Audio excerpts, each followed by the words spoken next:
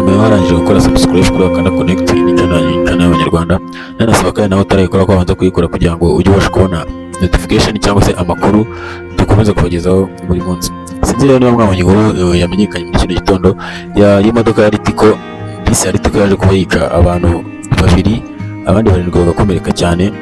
Iyi mpanuka rero y'imodoka ya RITCO yabereye i Shyorongi. Iyi modoka yaje kuba inangiza ibintu byinshi cyane, ari umuhanda ikaza kuba inagongeramo izindi modoka nyinshi nk'uko muri kubibona no ku mashusho twabashyiriye kuri screen zanyu. Izi modoka rero z'amabisi zikomeje kutabonwa neza n'Abanyarwanda ndetse n'ubuyobozi muri rusange, aho no ku munsi wa kabiri imodoka nayo ya bisi ya Horizo hariya ku Ruyenzi yaje kubona ko impanuka.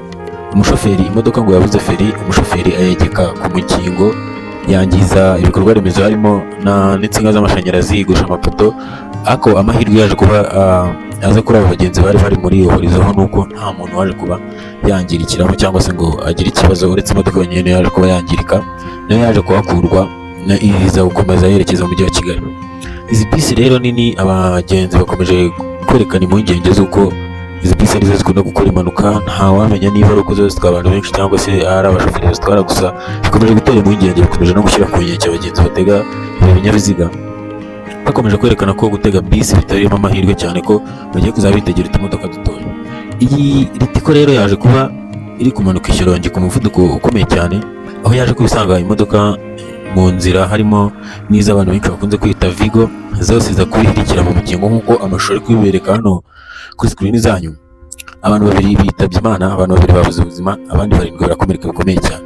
Ubwo iyo bavuze gukomereka bikomeye cyane ntukagire ngo gucika agasebe gusa cyangwa ni agasebe koroshye, ni igikomere kiba gikomeye cyane, hamwe haba harimo n'uko umuntu ashobora kuba yanabura ibice bimwe by'umubiri w'umuntu, akaba yacika akaboko cyangwa se akaguru.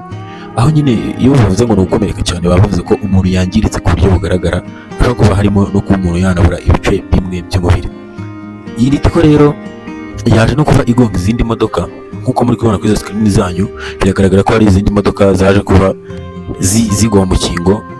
Nuko bitemewe yuko kuri zino mbuga kuri YouTube dushyiraho amashusho nyine akangaye cyane, ariko imodoka zangiritse ba nyirazo nyine ubwo sinzi ukuntu baza kubivugana. Ni kampani ya RITCO, buriya amasilance araza kubeshyura, ariko abantu bahaburiye ubuzima urumva nyine ni ibintu bibabaje cyane, ni inkuru ibabaje cyane.